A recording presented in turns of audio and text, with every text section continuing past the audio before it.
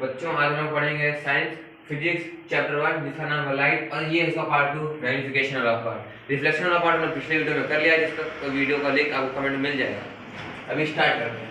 Mirror formula 1/f होता है, यानी 1 focal length is equal to 1/u plus 1/v। 1/u होता है यहाँ पे आपका ऑब्जेक्ट का कहाँ रखा गया है, और यहाँ पे इमेज कहाँ बनी वो होता है। where f, u and v are the focal length, object distance and image distance respectively। ठीक है, इसके बाद है magnification. It is defined as the ratio of size of image the size of object. ये जो होता है वो जो ratio of size of image और ऑब्जेक्ट को मैग्नीफाई करता है कि मतलब कितना बड़ा बनेगा, कैसा बनेगा। उसके बाद बोलते हैं मैग्नीफिकेशन का फॉर्मूला क्या होता है, ये होता है -v/u। ठीक है, मैग्नीफिकेशन इज ऑलवेज पॉजिटिव, ये हमेशा पॉजिटिव में होता है। For convex mirror while depend on a position of the object for concave mirror। तो इस concave mirror में 6 कंडीशंस होती हैं, जिसमें एक में आपका पॉजिटिव आता है, बाकी सब में नेगेटिव आता है। इसलिए यहाँ पे ये बोला गया है कि उसकी पोजीशन में डिपेंड करता है। उसके बाद होता है यूज ऑफ concave mirror। इसका यूज क्या क्या होता है हमारी डेली लाइफ में, मतलब हम लोग इसको कहाँ यूज करते हैं। पहला है शेविंग मिरर, काफी जो लड़के जिनकी दाढ़ी वगैरह आती है वो शेविंग करने का इस्तेमाल करते हैं। इन रिफ्लेक्टिंग टाइप एस्ट्रोनॉमिकल टेलीस्कोप, जो एस्ट्रोनॉट का टेलीस्कोप आता है तारों देखने के लिए, उसमें भी इस्तेमाल किया जाता है। In search quite headlight of automobile, यानी जो गाड़ी की हेडलाइट आता है उसमें भी ये इस्तेमाल किया जाता है। यूज ऑफ कन्वेक्स मिरर, अब कन्वेक्स मिरर का यूज देख लेते हैं, दोनों कंपेयर किया जाएगा बाद में, फिर देखते हैं क्या क्या क्या होता है। As rear view mirror in automobile, यानी जो उसका बैक मिरर होता है गाड़ी का, उसमें इस्तेमाल किया जाता है, क्योंकि जो आपको ऑब्जेक्ट रहेगा वो छोटा दिखेगा। As device to check theft in shop, और ये खुद थेफ्ट डिटेक्टर आता है, उसमें भी इस्तेमाल किया जाता है। To bring view the corners which are not directly visible, और ऐसी जगह जहाँ पे कोई अच्छे से दिख ना पाए, अच्छा प्लेनली शेप ना दिख पाए, वहाँ पे इसका इस्तेमाल किया जाता है। सो बच्चों, पहले वीडियो में हमने पढ़ा यूज ऑफ कन्वेक्स मिरर, अब हम पढ़ेंगे refraction. Bending of light when it passes obliquely from one medium to other medium is called refraction. यानी एक मीडियम से दूसरे मीडियम का लाइट में निकलना जो कि ट्रांसपेरेंट हो, उसको हम लोग रिफ्रैक्शन बोलते हैं, क्योंकि उसके निकलने के बाद वो कहीं ना कहीं बेंड होता है, टुवर्ड होता है, या तो उसके अपोजिट होता है। जैसे यहाँ पे लोग देख सकते हैं, यहाँ पे ये रेयर है, ये डेंसर है, यहाँ से इंसिडेंट रे आ रही है लाइट की, और ऐसे थोड़ी सी बेंड हो गई है इस साइड को। अब ये डेंसर है, यहाँ पे ये रेयर था, ये डेंसर है। अब यहाँ पे इंसिडेंट रे आ रही है और ये उसके अपोजिट भागी है। इसके बाद हम पढ़ते हैं लॉज ऑफ रिफ्लेक्शन। रिफ्लेक्शन के लॉज होते हैं, इससे पहले रिफ्लेक्शन के भी लॉज थे, अब रिफ्लेक्शन के लॉज पढ़ते हैं। The incident ray, the reflected ray and the normal at the point of incidence all line the same plane, यानी जहाँ पे आपका पॉइंट ऑफ इंसिडेंस होगा वहीं पे ये तीनों चीज़ एक ही जगह आएंगे। सेकेंड होता है the ratio of the sine of the angle of incidence to the sine of the angle of refraction is constant, यानी sin I upon sin R is equal to constant होता है for the light of a given color। जिसकी आप भी light देंगे उसको ये equal आता है, सबका कांस्टेंट रहेगा। इसके ये जो बहुत ज़्यादा आता है एग्जाम में, जो कि होता है अपना refractive index. Sine I upon sine R is called refractive index of one medium with respect to other medium, it has no unit. जो रिफ्रैक्टिव इंडेक्स होता है वो एक मीडियम से उसके दूसरे मीडियम का रिस्पेक्ट करता है, इट हैज़ नो यूनिट, इसका कोई यूनिट नहीं होता है। इसको दो पार्ट होता है, absolute refractive index, relative refractive index. Absolute पढ़ते हैं पहले। The ratio of speed of the light in vacuum और air to the speed of light in the medium is called absolute refractive index.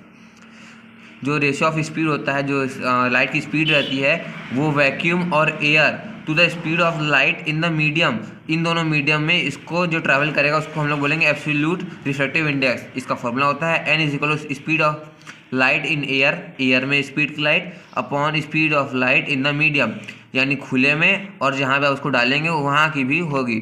उसका आता है relative refractive index. The relative refractive index is defined as the ratio of refractive index of medium 2 to the refractive index of medium 1। The relative refractive index is defined as the ratio of refractive index 1, यानी 1 को यहाँ पे 2 से compare किया गया है। N21 is equal to C by V2 upon C by V1 is equal to N2 by N1। इसमें यहाँ पे इसको कंपेयर किया गया है मीडियम 2 को मीडियम 1 से। इसके बाद आता है हम लोग का relative refractive index of two media. For air water interface NWA is equal to sine I upon sine R1। For water glass interface NGW sine R1 upon sine R2 for glass interface, sine R2 upon sine E। यहाँ पे सबका अलग अलग interface होता है, जैसे यहाँ water का ये है, ग्लास का ये है और एयर का ये है। ठीक है, इसको यहाँ पे सॉल्व किया गया है। उसके बाद ये सब एग्जाम में आने का बहुत कम चांस रहता है, इसलिए इसको आप ज़्यादा गौर से मत पढ़िएगा। अब पढ़ते हैं हम लोग लेटरल डिस्प्लेसमेंट पर। The perpendicular distance between the original path of incident ray and the emergent ray coming out of the glass slab is called lateral displacement of the emergent ray. यानी जो ये बीच में से यहाँ से आपका ये टुवर्ड्स मुड़ा है, इसी को हम लोग इमरजेंट रे बोलते हैं। यही जो होता है इसी को लेटरल डिस्प्लेसमेंट बोलते हैं कि वो कितना डिस्प्लेस किया है और इस रूट को कितना जल्दी वो कंप्लीट कर सकता था। जैसे ये इतना बेंड होकर आया तो उसको टाइम लगा होगा कुछ, पर लेकिन ये स्लैंट है जिसका डिस्प्लेसमेंट निकाला जाएगा, यहाँ पे सबसे जल्दी रूट पे पहुँच जाएगा। इसके बाद हम लोग पढ़ेंगे लेटरल डिस्प्लेसमेंट इज क्या क्या होता है। Direct proportional to the thickness of the slab, यानी वो जो स्लैब कितना मोटा है, कितना चौड़ा है, कितना पतला है, उसके ऊपर भी डिपेंड करता है। उसको डायरेक्टली प्रोपोर्शनल करता है कि जितना मोटा ये होगा उतना ज़्यादा वो होगा। Directly proportional to the incident angle, जितना ज़्यादा आपका इंसिडेंट एंगल आई जितना ज़्यादा होगा उतना ज़्यादा आपका लेटरल डिस्प्लेसमेंट होगा। उसके बाद directly proportional to the refractive index of glass slab, यानी जो रिफ्रैक्टिव इंडेक्स होगा किसी भी ग्लास स्लैब का, जैसे वो एक लाइट रे यहाँ से ऐसे आ रही है, ऐसे बेंड हो गई, तो इसको ऊपर ये डायरेक्ट प्रोपोर्शनल होता है। Inversely proportional to the wavelength of incident of light, यानी लाइट का जो इंसिडेंट होता है उसको उल्टा, यानी मतलब अगर ये जैसे ये ज़्यादा होगा तो आपका जो लेटरल डिस्प्लेसमेंट है वो कम होगा, अगर ये ज़्यादा हो रहा है तो ये कम होगा। उसके बाद आता है apparent position of the object. Due to refraction the original depth of the tank can not be known as the apparent depth of the tank is 1/n times the original depth of the tank. ये एक question है। Apparent lens, a piece of transparent medium bounded by at least one spherical surface is called lens, यानी एक से ये कटा हुआ दो को जोड़े उसको हम लोग लेंस बोलते हैं। दो स्फेरिकल मिरर को जोड़ को हम लोग लेंस बोलते हैं। कन्वेक्स जो होता है वो कन्वर्जिंग लेंस होता है। कॉन्केव जो होता है डाइवर्जिंग लेंस होता है। ये मिरर का जस्ट उल्टा होता है। मिरर में ये जो अपना कॉन्केव होता है वो कन्वर्जिंग काम करता है, कन्वेक्स जो होता है वो डाइवर्जिंग काम करता है। इसके बाद आता है information by lenses. Convex lens की कुछ इन्फॉर्मेशन होती है वो पढ़ लेते हैं। पहला radiogram, position of object at infinity. अगर जो कन्वेक्स लेंस है उसका जो ऑब्जेक्ट की पोजीशन है वो एट इन्फिनिटी पर है तो position of image at F, जैसे कि हमने रिफ्लेक्शन वाले पहले पिक्चर में पढ़ा था मिरर के। और उसका नीचे जो रहेगा वो real inverted and highly diminished रहेगा, बहुत छोटे रहेगी। जैसे यहाँ पे आप देख सकते हैं यहाँ पे कोई उसकी दिया नहीं गया है कि कहाँ पे वो, क्योंकि वो जो ऑब्जेक्ट है वो इन्फिनिटी पर रखा गया है, लेकिन जो पोजीशन ऑफ इमेज जो इमेज फॉर्मेशन हो रहा है वो यहाँ फोकस पे हो रहा है। इसमें जो आपका यू रहता है ऑब्जेक्ट वो माइनस रहता है, नेगेटिव में होता है, और आपका इमेज रहता है वो पॉजिटिव में होता है, और जो फोकल लेंथ होता है वही पॉजिटिव में होता है। इस सेकेंड केस है अपना position of image between infinity and 2f।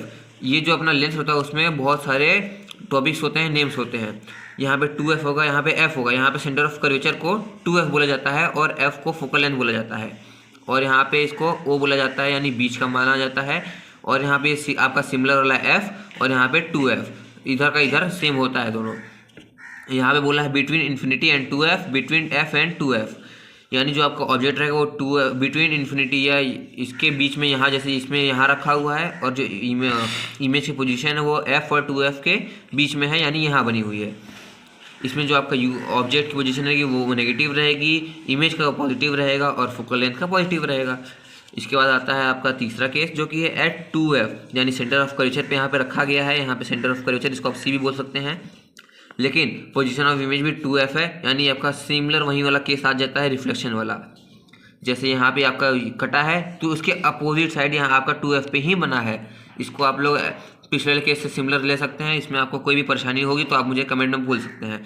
चौथा केस आता है between f and 2f beyond the 2f, यानी जो ऑब्जेक्ट रहेगा वो बिटवीन 2f फोकल लेंथ और यहाँ सेंटर ऑफ कर्वेचर के बीच में रखा जाएगा, और जो इमेज फॉर्मेशन होगा वो बियॉन्ड 2f, मतलब 2f के पीछे बनेगा। और इसमें जो आपका ऑब्जेक्ट रहेगा वो नेगेटिव में रहता है, इमेज रहेगा पॉजिटिव में रहता है, और focal length as always positive में ही रहता है। जो कि होता है ऑब्जेक्ट की पोजीशन होगी एट f, यानी फोकस पे आपका ऑब्जेक्ट रखा गया है, और जो इमेज फॉर्मेशन होगा वो इन्फिनिटी, मतलब कहीं भी जा सकता है। ये पैरेलल लाइंस जाएंगी, ये पैरेलल जाता रहेगा, कभी कभी भी मिल सकता है, वो आपको भी नहीं पता ना मुझे पता है। इसका जो नेचर रहेगा वो होगा रियल इन्वर्टेड एंड इनलार्ज। इसके बाद आता है अपना छठा केस जो कि है between f and o। f and o बोले तो यहाँ पे इसका सेंटर पॉइंट होता है, और एफ हो गया तो वो फोकल लेंथ हो गया, यानी एफ एंड ओ के बीच में यहाँ पे ऑब्जेक्ट रखा गया है on the same side of the lens, यानी लेंस के सेम साइड, मतलब इधर ही बनेगा। हर बार इमेज इधर बन रहा था, लेकिन इस बार इमेज इसके सेम साइड यहाँ पे बना है और on the same side of the lens, जैसे कि कहीं भी बन सकता है लेकिन इधर ही बनेगा जिधर आपका ऑब्जेक्ट रखा गया है। और अगली बार आता है यहाँ पे कॉन्केव लेंस। कॉन्केव लेंस में भी जैसा आपके यहाँ पे बस 2 कंडीशन दिया गया है, इसको पढ़ लें जल्दी से खत्म हो जाएगा, वीडियो ज़्यादा लेंदी नहीं करेंगे हम लोग। इसके बाद आता है ये जो पोजीशन ऑफ ऑब्जेक्ट रहेगा वो एट इन्फिनिटी रहेगा, position of image at F रहेगा। Position of object similar case रहेगा, कहीं भी रखा जा सकता है, पीछे रखाएगा कहीं आपको पता नहीं रहेगा, पर जो इमेज बनेगा वो आपका एफ पे ही बनेगा और इधर ही बनेगा, उस साइड नहीं बनेगा। इसमें आपका ऑब्जेक्ट का जो वो पोजीशन है वो नेगेटिव में रहता है, इमेज का भी नेगेटिव में रहता है और focal length as always negative में रहता है। Between infinity and O, object जो रहेगा वो बिटवीन इन्फिनिटी तो कहीं भी आप ले सकते हैं, एंड ओ मतलब ऑप्टिकल सेंटर के बीच में यहाँ पे रखाया गया है ऑब्जेक्ट, यहाँ पे इसका इमेज बन गया है बिटवीन एफ एंड ओ। लेकिन कनकेव लेंस और कन्वेक्स लेंस में एक डिफरेंस ये पता चला है कि कनकेव लेंस में हमेशा जो इमेज फॉर्मेशन होगा वो इसी साइड होगा, मतलब जिधर ऑब्जेक्ट रखा है उसके इधर ही साइड होगा, लेकिन कन्वेक्स लेंस में हमेशा ऑब्जेक्ट फॉर्मेशन इस साइड हो रहा था, उसके अपोजिट साइड। तो ये आपका बहुत अच्छा डिफ्रेंशिएट पॉइंट बन सकता है यहाँ से। अगली बार आता है यहाँ पे हम लोग का lens formula and magnification. Lens formula जो होता है वो मिरर फार्मूला के जस्ट अपोजिट रहता है। मिरर फार्मूला होता है 1/f is equal to 1/v plus 1/u, लेकिन जो लेंस फार्मूला होता है वो होता है 1/f is equal to 1/v minus 1/u। इसमें आप लोगों को कन्फ्यूजन हो सकता है, मुझे भी हो गया था, लेकिन इस पर आप गौर देंगे तो ये आपको बहुत ही आसान लगेगा। This formula gives the relationship between object distance u and image distance v and the focal length. ये जो फार्मूला है आपको इन लोग को एक जुड़ के बारे में बता देता है कि ऑब्जेक्ट और इमेज का डिस्टेंस और फोकल लेंथ का डिस्टेंस कहाँ कहाँ पे पाया जाता है। इससे आप इस फॉर्मूले को लगा के आप लेंस का फाइंड कर सकते हैं। The ratio of the height of the image and the height of the object is magnification of lens. जो हाइट ऑफ इमेज रहता है और जो हाइट ऑफ ऑब्जेक्ट रहता है वो लेंस की मैग्नीफिकेशन की एक वो होती है, मतलब उसकी एक पावर होती है। इसकी मैग्नीफिकेशन का वो फॉर्मूला होता है v/u। मिरर में था ये -v/u था, लेकिन लेंस में इसका जस्ट अपोजिट होता है, यहाँ पे प्लस v/u हो जाता है। Magnification of inverted image is taken as negative and for erect image is taken as positive. यानी इसमें ये बोला गया है अगर ये उल्टा इमेज बनेगा तो नेगेटिव लेगा और अगर सीधा इमेज बनेगा तो पॉजिटिव लेगा। Power of lens, the ability of a power of lens to converge और diverge is called power of the power of the lens is equal to p is equal to 1/f। जो power of lens होता है वो किसी भी lens से converge या diverge कर सकता है, आगे पीछे कर सकता है इमेज को। जैसे आपका आँख खराब होता है तो उसमें लगाया जाता है चश्मा। SI unit of power is dioptre. The one dioptre is equal to 1 metre minus 1 power होती है, ठीक है। Power of a convex lens is taken as positive while the power of concave lens is taken as negative. ये हमेशा concave lens negative में ही रहता है, मिरर हो चाहे लेंस हो, इसमें कोई कन्फ्यूजन नहीं होनी चाहिए। Lens is combination. When 2 or more lenses are used in combination, the diverging of converging power varies। यानी कई लोग का चश्मा देखेंगे, जो बूढ़े लोग होते हैं वो मेनली लगाते हैं, उनके चश्मे में दोनों कन्वर्जिंग डाइवर्जिंग मिरर दोनों होता है, ऊपर कन्वर्जिंग रहेगा नीचे डाइवर्जिंग रहेगा। The equivalent focal length in combination is given as 1/f is equal to 1/f1 plus 1/f2। इसमें अगर आपको फोकल लेंथ पूछा रहेगा तो दोनों को आपको ऐड करना पड़ेगा तभी उसका आंसर आएगा, वरना नहीं आएगा। The power of combination is equal to p is equal to p1/p2, यानी p का यहाँ फॉर्मूला था 1/f, यानी 1/f1 प्लस 1/f2 यही लिखाएगा। द मैग्नीफिकेशन ऑफ कॉम्बिनेशन, तो m is equal to m1 into m2 into m3, जितना m है उतना है। ये वीडियो यही एंड करते हैं। होप सो आपको समझ आया होगा, नहीं आया होगा तो कमेंट में पूछ सकते हैं। धन्यवाद।